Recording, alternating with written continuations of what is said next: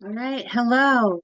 So today we're going to talk about a subject that I'm very passionate about. We're going to talk about trauma in our students and how we support them and how we become trauma informed and how we integrate that information into our schools. It's not enough to be informed about trauma.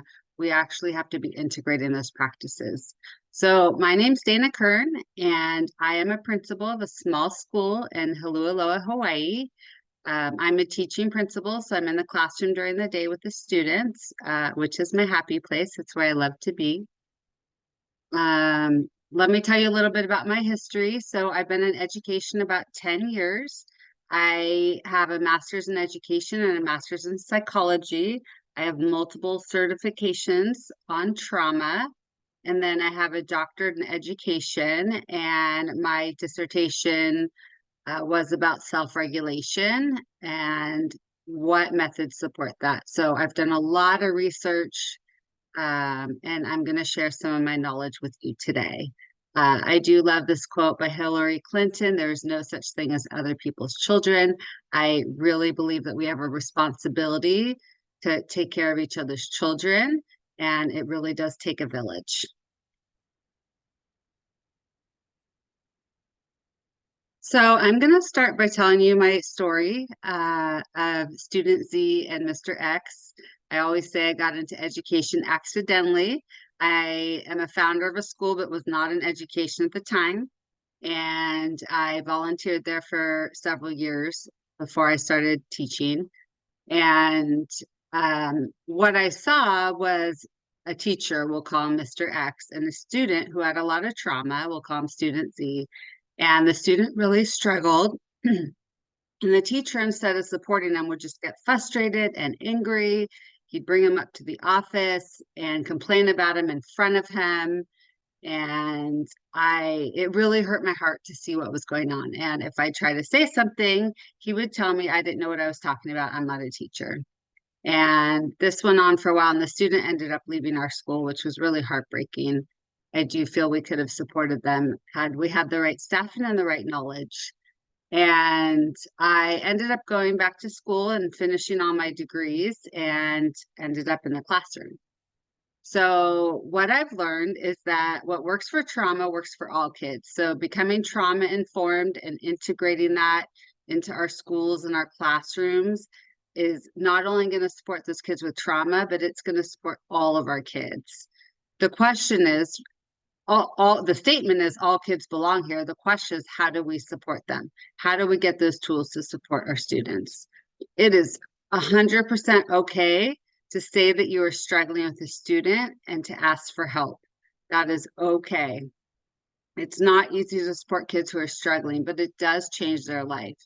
And one teacher has the power to change a student's life. It's really important to know that. So let's talk a little bit about ACEs. You may have heard of it, adverse childhood experiences. So these are areas such as abuse, and that could be emotional, physical, sexual abuse. It could be neglect, and that's not only physical neglect, but emotional neglect. It could be household challenges, things like domestic violence, divorce, mental illness, substance abuse, uh, parents who are incarcerated, right? All sorts of challenges that can lead to these ACEs.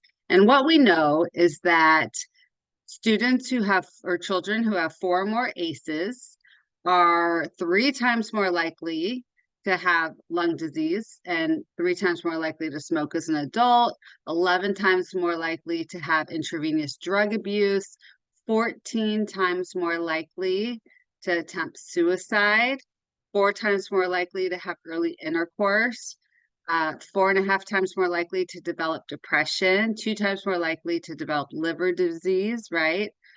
Often from drinking.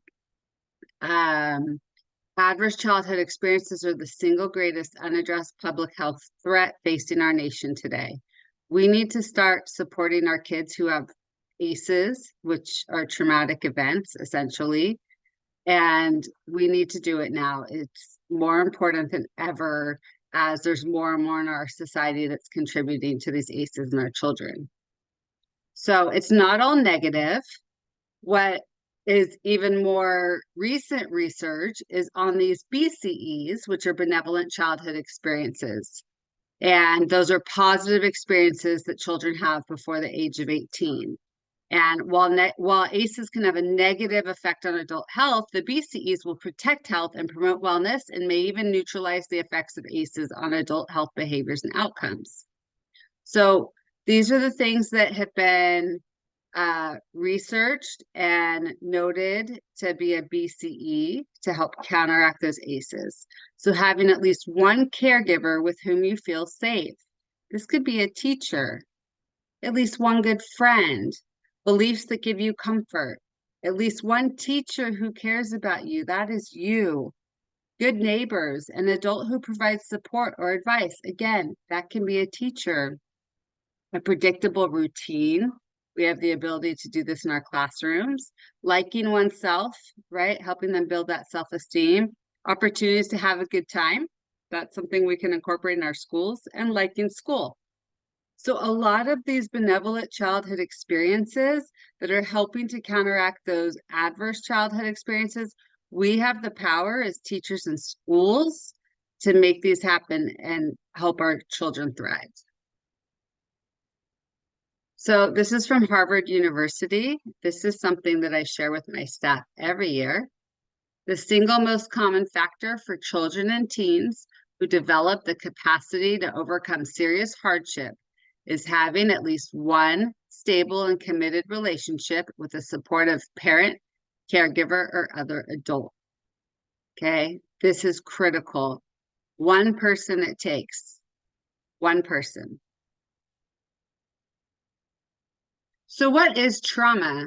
Trauma is any experience that leaves a person feeling hopeless, helpless, or fearing for their survival or safety. This can be real or perceived, okay? If a child feels that something was traumatic, it was traumatic for them. It's not for someone else to say whether or not it was traumatic. Okay, there's different types of trauma. There's single exposure, something that happens once. There's a single exposure that's repeated, or exposure to one or two different events. Or there's what we call toxic stress, right? Or even developmental trauma disorder, which is really like PTSD, post-traumatic stress disorder. So different types of trauma. And what does it mean to be trauma informed? This is a mindset. It's being curious. When we see a child who's struggling or melting down, it's asking what is going on in this child's life. It's asking what do we need to do to support this child's needs. It's recognizing a child's strengths. It's asking what experiences are driving how this child thinks of themselves and others. Okay, what is not trauma informed is asking what's wrong with the child. That is not trauma informed. We don't say what is wrong with this child. We say what is going on with this child, right? Kids do well if they can. And when kids are acting out, there's usually something behind it. And we need to be curious and find out what that is. And it's not labeling a child, oh, that's the troublemaker. No, we don't do that. We find out what is going on and we support the child. Trauma integrated is when we go beyond trauma informed and we actually integrate what we know. And that's a crucial part. We can train our staff all day long about being trauma informed, but if we are not leading the path and we are not making sure that these things are integrated in our schools, then it's not going to support the children as best as we can. So there is no such thing as a bad child. There's no such thing as a bad child. Every child will be good if given an opportunity and an environment of love and activity, right? Engage our children, love our children, and they will be good if they can be good. Behind every mad is a sad. Our children may look angry, but inside, they're sad. Kids do well if they can. There's not a child out there that doesn't want to do well, right? But they can only do well with the skills that they have. And a lot of times it's lacking skills, such as self-regulation, that's leading to the behaviors we see. Problems are opportunities. If we see a problem, that is an opportunity to make things better. When you are seen and heard, you don't have to turn it up to get your needs met. We need to see and hear our children. What is their behavior trying to tell us? And how can we support them? So what is resilience, right? We talk about resilience. It's the ability to achieve positive outcomes, and that's mentally, emotionally, socially, spiritually. And this is despite adversity, despite the hard things that we go through. So research today tells us there's 4 main protective factors for resilient children. Supportive adult-child relationships. It always goes back to that, and teachers have the power to do this, to support our children. A sense of self-efficacy and perceived control. Okay, kids want to be in control of their environment. This is crucial. Adaptive skills and self-regulatory capacities, and sources of faith, hope, and cultural traditions.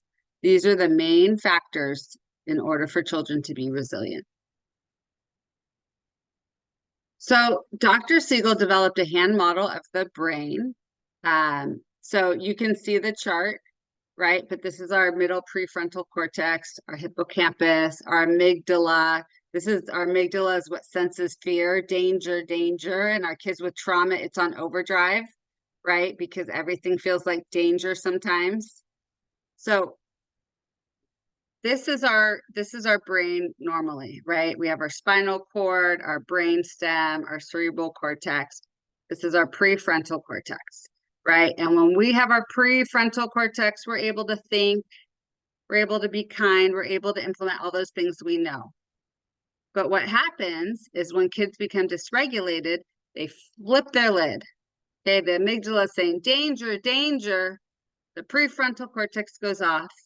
Our kids are melting down, and they don't have access to that prefrontal cortex because it's flipped, right? They can't think rationally. We can't be imposing consequences on our kids, not in that state, because they can't think. We need to help regulate our children to get that prefrontal cortex back on so that they're able to think and be rational. So as Dr. Siegel says, think of your prefrontal cortex as a lid. When the lid is on, everything you learn can be applied: kindness, appropriate behavior, memories of how to stay calm when you're provoked, right? Sometimes kids know it, but they can't remember it because their lid is flipped. Kids flip their lid, so they learn from us how to put it back on. This is actually important that kids are able to flip their lid. Think of a baby crying, right? They flip their lid. We don't know what's going on. We co-regulate with them. We rock them. We go, shh, shh, shh, right? We co-regulate and we help them get that lid back on, right? That's important, and it serves a purpose. It's important to be able to flip our lids in life sometimes, because if we're not safe, that's going to put us into fight, flight, or freeze, and that can actually protect us, right? If we're in danger, we don't want to stop and think, right? We want to react to keep us safe, okay? We don't want to think about danger first, then we wouldn't react in time. The problem is that students who have experienced trauma flip their lid as a trauma response, and they don't have the self-regulation skills or abilities to get that lid back on without our support, right? So that is how our brain works, and it's important to understand the science of the brain to be able to understand why our kids are melting down, right? And what we need to do. Number one, always help them get that lid back on. So how does trauma affect the brain? Trauma literally changes our brain. The amygdala can be overactive. It can constantly signal fear. Kids can get stuck in survival mode, so they can overreact to triggers in ordinary daily experiences. The prefrontal cortex is affected, right? It's difficult to concentrate and process information and make decisions. The hippocampus is affected. You have trouble distinguishing between past and present, right? This is what causes some of those triggers, right? Something happens and it feels like you're back in the past where the trauma was. The anterior cingulate cortex is affected. Trauma changes this area and can affect our ability to suppress thoughts or feelings or actions, and our self-regulation too, right? So it's actually changing our brain, and this is important to know. right? Because we really have to work to support these kids who have been through trauma because their brain has been changed, and we need to help give them the skills to help overcome that. So how do we help a student who's flipped their lid? We need to show them how to calm down. You can't say calm down. Okay. If anyone has ever told you to calm down when you're upset, I promise it doesn't work having someone say calm down. Right. And often it makes it worse because it upsets you to hear that. Right. Because if we could be calm, we would be. So we need to show them how to calm down. Right. Make eye contact, say their name, get down on their level. Right. If their child, kneel down, don't leave them, stay by their side. Have a genuine interest in things they care about. Say things like, tell me more, right? Make a connection before we give them some sort of direction. We have to connect first. We need to co-regulate, right? Breathe with them, right? Whatever we need to do to show them and help them regulate. Food, right? I hate it when people give food as rewards, but food is a great regulatory tool, because when kids are chewing and swallowing, right, their lid's back on. You can't do that when your lid is flipped. So it's a great way to help someone regulate. I use it as a regulating strategy. What every teacher needs to know, there's so many things that teachers need to know. I see teachers take it personally all the time with behavior. It's never about the teacher. It's about what the student's going through. Kids who have experienced trauma are not trying to push your buttons. Kids who have been through trauma worry about what's going to happen next. There's an unknown factor. Even if the situation doesn't seem that bad to you, it's how the child feels that matters, right? If it's that bad to them, that is what matters. Trauma isn't always associated with violence. You don't need to know exactly what caused the trauma to be able to help. You can be a supportive adult without knowing exactly what's going on. Kids who experience trauma need to feel that they're good at something. They need to find their worth, right? All kids do. There's a direct connection between stress and learning. When our brains are stressed, they're not in a position to learn. Self-regulation can be a major challenge for kids that are suffering from trauma. It's okay to ask kids what you can do to help them make it through the day, right? What do you need, sweetheart, to make it through the day? It's okay to do that. You can support kids with trauma even when they're not in your class, right? We are a family at our school. We support all kids, whether or not they're in our class. Never ask probing questions. We don't want to ask specific probing questions. We can say things like, tell me more, or what was the hardest part, but we don't want to ask specific probing questions. That is not our job. Our job is to support our students. If they want to open up, that's fine, but we don't want to probe. Don't ever push them to open up. These are all really important for our teachers to know. Our number one goal is self-regulation. Okay, so how do we do this? How do we help kids with self-regulation? So at our school, all of our kids take dedicated social emotional learning classes and dedicated mindfulness classes. We are really working to teach kids those skills they need to be able to regulate on their own. So social emotional learning, teaching kids tools for self-regulation when they're regulated, goes a long way to help them to have the tools to use when they're getting dysregulated.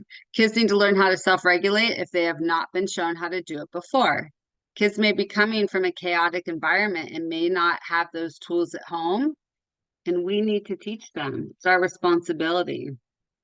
Okay, mindfulness techniques such as breathing, yoga, journaling, these are all great techniques to support self-regulation.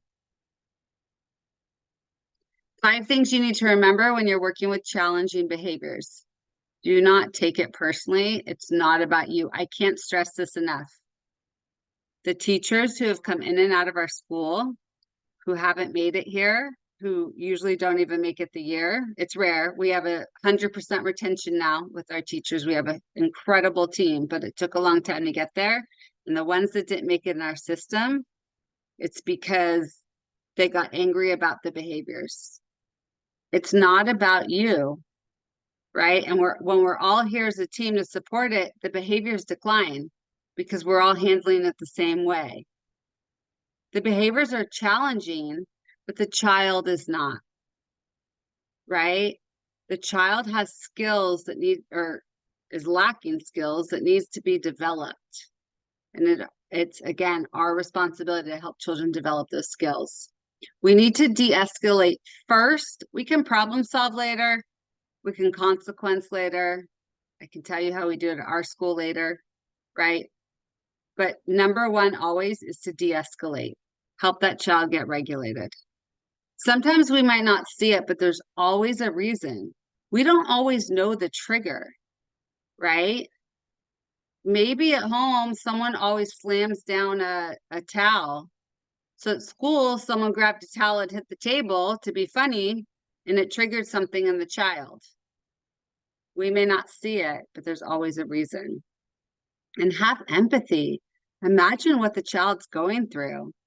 What if this was your child? How would you want them treated? What if this was you? How would you want to be treated? So how do we get compliance from the kids who need us, the ones who flip their lids? We need to connect first. We say connection before direction. Always connect first. This is why relationships are so important. We need to build those with our kids. Consequences do not need to be immediate. We can consequence it later if that's how we're going to handle it. It doesn't need to be right now. And imposing a consequence when a child is dysregulated is pointless. They are not in a place where they can understand it because they don't have that prefrontal cortex on, right? Their lid is flipped. Rewards and punishments generally do not work for trauma kids, right? And to be honest with you, I'm not a fan with them for any kids, okay? What we need to be teaching our kids is accountability, right?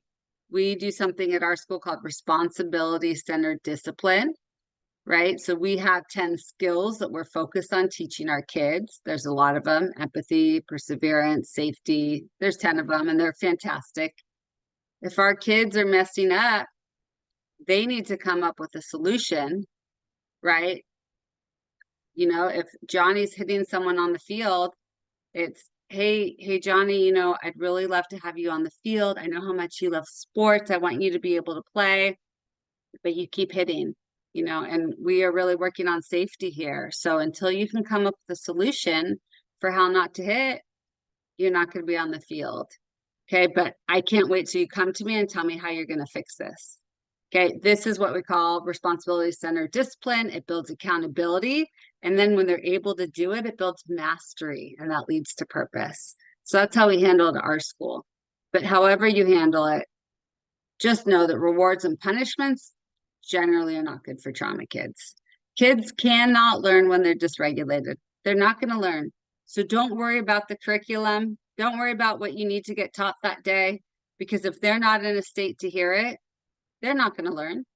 Regulation first, always. So let's talk a little bit about how a lot of schools handle things. Okay, a lot of schools do rewards and punishments. You do something positive, you get a reward. You do something negative, you get a punishment. We're trying to change behavior, so we do a star chart, and when you get so many stars, you get a reward. So rewards and punishments largely came from Skinner's early work in operant conditioning. He was an American psychologist. This is a theory that was developed in 1938. It came after Pavlov and his dog, which we'll talk about next, right? But a lot of what we do now is based on Skinner's work. And Skinner showed that behaviors caused by a desire to attain positive reinforcement and to avoid punishments. The problem is Skinner used rats and then pigeons to prove his theory. Okay, his theory works in rats and pigeons. But Skinner focused on observable behavior. He ignored the internal processes that can affect behavior. Skinner believed that only external stimuli affects behavior, and he ignored cognitive factors. Okay, our kids with trauma have so much more going on inside of them. There's too much that affects their behavior, right? That rewards and punishments, right? They can't just do something positive, get a reward, do something negative, get punishment, because they often don't have the skills to do better. right? So often having a reward or punishment system actually makes things worse, right? So this is an outdated theory. It's still the driving factor behind many school behavior management methods, but it is very outdated because it's not taking into consideration the internal processes that we all have as humans. So then we have Pavlov, right? He was a Russian and Soviet, and he was actually a physiologist, not a psychologist. But in the 1890s, he found that dogs respond to a stimulus. So he came up with the conditioning theory that involves associating a stimulus with a specific response, right? Dogs drool when there's a treat. You can use a treat to get a dog to do something. Still true today, right? But we are not dogs. We are humans and we have internal processes and we have trauma that has actually changed our brains, right? But this, like Skinner's theory, influences current school behavior management systems, right? Both Skinner and Pavlov's theories are outdated and they're not taking into account the internal processes we have as humans and the internal processes that even change based on the trauma that we've experienced. Rewards and punishments, they don't teach behavior. You're trying to change a behavior by offering an outside stimulus, but you're not teaching them behavior. You know, in school, we teach reading. A child can't read, so we teach them to read, right? A child can't do math, so we teach them to do math. If a child can't behave, we need to teach them how to behave. We need to teach them these skills, and rewards and punishment aren't teaching them anything. So children with a trauma history generally do not benefit from rewards and punishments. This is because we're not punishing their behavior. What we're really punishing is their emotional dysregulation. That's what we're punishing. The fact that they don't have the skills to regulate. And adults punish children because we hope that if we take enough away, the child's going to learn appropriate choices. However, what we're really punishing is the lack of a skill the child doesn't have, which is usually self-regulation. You can take everything away, but they're still not going to have the skill that they're lacking. And you have to know, when compliance for people we love or teach is predicated by what they stand to lose, they're never going to be motivated by respect. You're motivating them by fear. And eventually that leaves children saying something like, what happens if I don't? Right? We need to build relationships and build respect and build the skills that our students are lacking. Anyone's going to comply with a big enough stick, right? But just because I can get a student to comply in my classroom because maybe I have a big enough stick, that doesn't help them in the next classroom they're in. That doesn't help them for the next teacher they have. And we need to help teach kids behavior to support them in all of their classes. So why rewards and punishments don't work for trauma kids?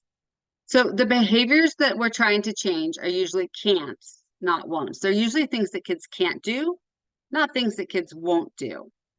Children with trauma histories are in survival mode. They're in fight, flight, freeze. They don't process things with logic. They're reacting from a trauma response, not from their cognitive brain. And it's really hard for trauma kids to maintain control over a situation with rewards because they don't have control over their self-regulation and they cannot control if they can stay regulated enough to get a reward, which causes more frustration and causes more dysregulation. Rewards and punishments can increase anxiety and can actually trigger a trauma response. Rewards can increase dependence on external validation, and kids with trauma lack internal validation. That's what we need to grow, not external validation. Punishment takes the focus away from teaching a child what they should be doing or why they should do it and how their behavior affects others. We need to teach them behavior. Punishment does not give the child tools to meet their needs in a different way. And constant punishments teaches kids that I'm going to be in trouble anyways. Why should I even try? Right? This is something I already said, so we'll breeze past this. But again, it's important. When compliance for people we love or teach is predicated by what they stand to lose, they're never motivated by respect. They're motivated by fear. It is important to understand this. Often kids with trauma lie. It's really common, right? And adults can get frustrated by the lie, but this is why. When kids don't have the same opportunities or experiences as other kids, they feel they have to make things up because the other kids are talking about sports practice and what they got to do with their families. And the kid who doesn't have these stories says, I got a pet gorilla last night. I won the surfing contest last weekend. I've had kids come in and say, my grandmother passed away yesterday. Didn't happen. It's a trauma response, right? We need to focus on the child, not on the lie. And we have to know that if it matters to them, it matters, right? We need to be supporting these kids, right? And we can teach them the importance of honesty, but we need to get behind the lie, right? So we can help build those skills and build that internal validation and that self-esteem so they don't feel they need to come up with these stories. The light up. This is something Yuri Bronfenbrenner said. In order to develop normally, a child requires progressively more complex joint activity with one or more adults who have an irrational emotional relationship with the child. What does that mean? Everybody does this different. When a child comes into our school, I smile, I say, good morning, Johnny. Good morning, Sarah, right? If they're a hugger, I give them a hug. That's my light up, right? Some people may do it differently, right? Some people, good morning, Johnny. And that's a light up for them, right? But they're giving them the attention, right? It doesn't have to be exaggerated, but light up in the way you light up. Someone has to be crazy about every child. Okay, that's number one. First, last, and always. The light up is crucial. It's not how we do it, it's if we do it. But we need to be giving these kids the light up. We need to make them feel important every day. It's so important, especially for these trauma kids. Okay, so you cannot give away something you've never received.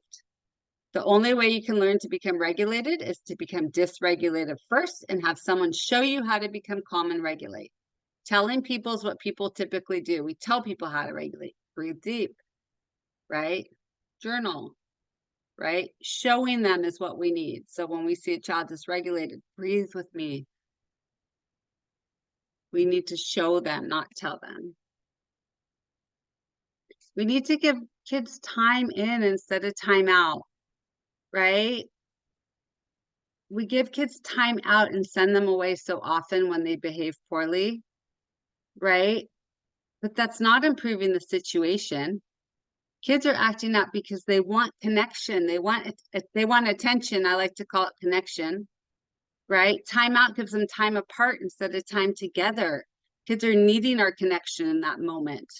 Time out withdraws attention. It's disconnection.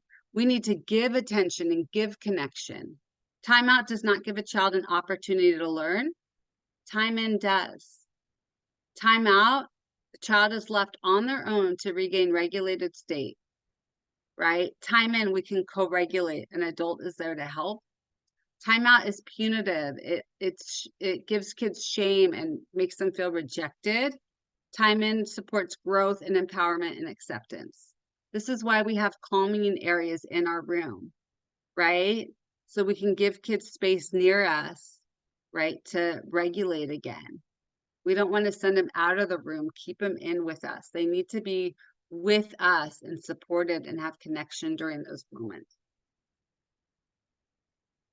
So children who are diagnosed with issues such as ODD, that's oppositional defiant disorder, or CD, conduct disorder, usually it's not something wrong with the child. It's because the people around them haven't been effective at assisting the child with learning to regulate emotion. It's true. People acquire a personality disorder by inappropriately trying to get their needs met for too long. It's an acquired state, right? These conditions, which unlike actual ADHD, which is neurological, these are not neurological, which means we have the power to change their story. Every interaction we have with a child creates new neurological connections. It takes time. Nothing happens in a day, right? But we can create new ways for them to interact and experience their world. We have this power. I get asked this all the time. Does the rest of the class suffer when you have to take time out to regulate a child who often gets dysregulated? I stand so strongly in this. The answer is no. What the other children learn is how an adult responds calmly and lovingly to a child who needs support. We are teaching our students empathy, responsibility, love. We are teaching our kids the skills on how to react to someone who's struggling. And this is so important for them to see a healthy way for adults to respond. So our children need to Maslow before Bloom. So Maslow is a psychologist, and he has this triangle, right, of our basic needs that have to be met. And these needs have to be met before higher order thinking and academic learning can take place. So Maslow starts at physiological needs: air, water, food, shelter, sleep, clothing, right? Kids, if they're hungry, they're not going to be able to learn. Kids who are tired, right? They slept in the shelter last night, they didn't get much sleep, not in a place to learn. Kids need to feel safe, personal security, right? They need to have their health needs met. They need love and belonging, so important, right? Friendship, sense of connection, esteem. Self-esteem is huge. And then eventually self-actualization, the desire to become the most they can be. And we need to meet these Maslow needs, the hierarchy of needs, before they can bloom, right? Which is this chart of how higher order thinking takes place, which is knowledge, understanding, application, analysis, synthesis, and then evaluation. So important that you as educators know we need to meet a child's basic needs before they're going to be able to learn. We call it Maslow before Bloom. So how do we do this? So social emotional learning, teaching children to practice emotional intelligence and to build beneficial social skills, right? Plato said that all learning has an emotional base, which I do believe. So social emotional learning is a term for the way children acquire social and emotional skills. It, it includes managing difficult emotions, making responsible decisions, handling stress, setting goals, building healthy friendships, relationships, all of that. Students demonstrated increased academic achievement and school functioning, included improved attendance, engagement, and learning. They show improvement in social and emotional skills, attitudes, behaviors, self-efficacy, self-esteem, mindset, perseverance, optimism, so many things. And kids who participate in SEL programs feel better in school. They have less anxiety, less stress, less depression, less suicidal thoughts. Students were also more connected, included and had better relationships with peers and teachers. Social emotional learning is crucial. And if your school has the ability to have kids take dedicated classes each week is so important, right? We can do it as an add-on, right? Ask our teachers to do it while they teach, but every teacher does it differently. Some teachers may follow through, some may not, right? At our school, all of our kids take dedicated social emotional learning classes and dedicated mindfulness classes. And this way we have a specific teacher teaching all of our students, kindergarten through 8th grade, these skills that they need and doing it the same way. It's consistent, right? It's measured. We actually do surveys at the beginning and end of each year to see how our kids are doing. And we can see the growth in the social emotional skills over time. Really important. So CASEL is the leader in this.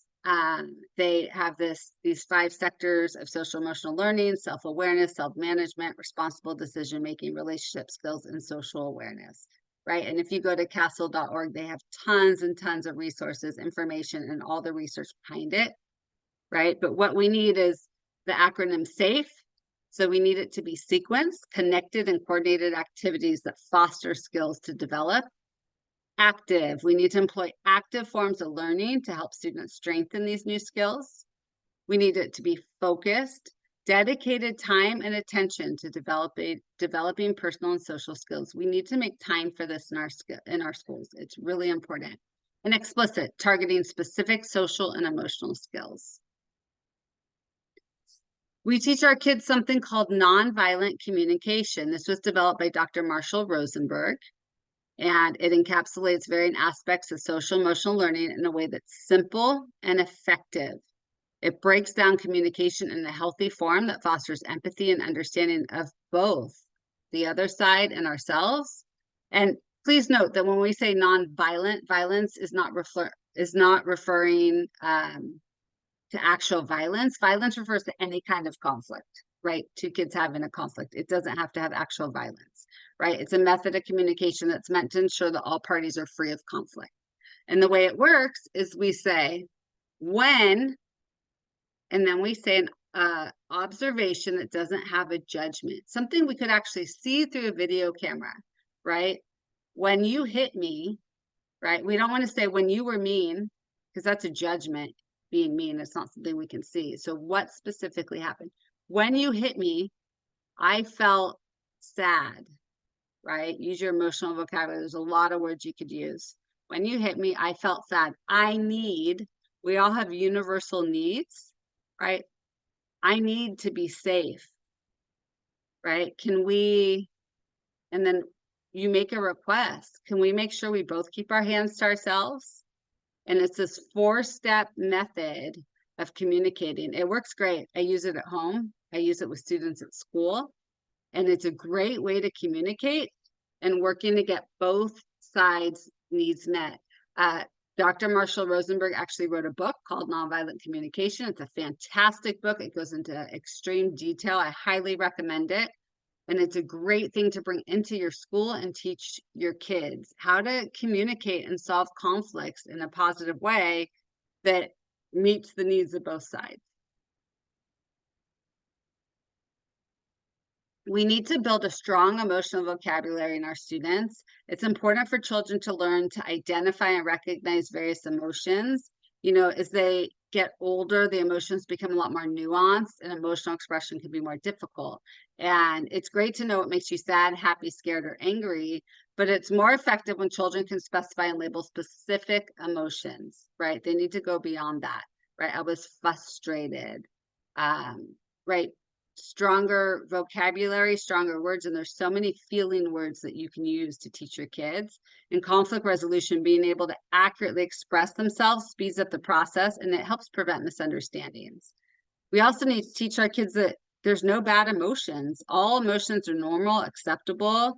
There's not bad feelings or good feelings. We tend to group them that way, but that's not true. We need to focus on emotions that can be comfortable or uncomfortable, right? It may be uncomfortable to be angry, but sometimes we're angry and that's okay, right? And we need to teach our kids this and have them understand that whatever it is they're feeling, that's okay. So we have these universal needs. All people have them. They can be physical needs, but they can also be social or emotional needs. We have a need for safety. We have a need to be respected. We have a need to play. We have a need for empathy and understanding. We have a need to learn and discover. We have a need to be heard. There's so many universal needs, and we need to teach these to these kids. So when they're communicating, they can communicate what they're needing from someone so that someone can support it. It's so much easier to give someone what they need when we know what that is. And then we have mindfulness, right? Another class that our kids take, a dedicated class. It's the awareness that emerges through paying attention on purpose. It's being in the present moment with an open mind and heart. It's a really powerful tool that supports kids in calming themselves, focusing their attention, interacting effectively with others. And students learn the experience of settling their body, pausing, coming back to the present, of being intentional, of thinking about what's happening right now. So important. And it's such a great factor to help with self-regulation as well. So what are the benefits? Reduced levels of stress, anxiety, depression, increased focus and self-regulation, improved academic performance and sleep. It helps people better control responses to challenging situations, increases interpersonal skills, the ability to understand and connect with others.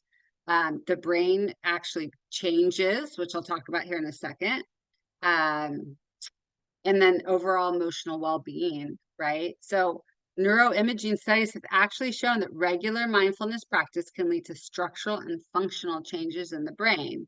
So, for instance, increased gray matter density in brain regions associated with memory, self-awareness, and compassion have been observed from mindfulness practices, right? There's studies that have reported improvements in sustained attention, working memory, and cognitive flexibility. Practicing mindfulness can alter the brain structure in a way that can improve a student's reaction to stress. It thickens the cerebral cortex, which is responsible for perception and reasoning, and it increases blood flow in the brain. Huge benefits to practicing mindfulness. We need to be teaching our students this. This is something we have at our school. I believe it wholeheartedly. At our school, we are trauma informed and trauma integrated. We connect with students before we correct them. We stay curious. We don't get angry. We know that behavior is communication. It's trying to tell us something.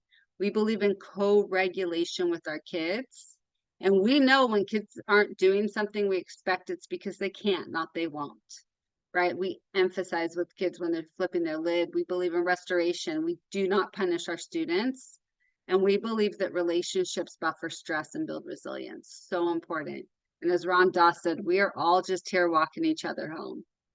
That is what we're here for, and we all need to be here helping each other and our students. Just a final thought. So I work at a school where we're not trying to plan for triggers and motivators. We have a team of educators. We're supported. We work as a team to face the most challenging students together. We have common language to keep connected through it all. We keep each other regulated so we can regulate the tough ones, right?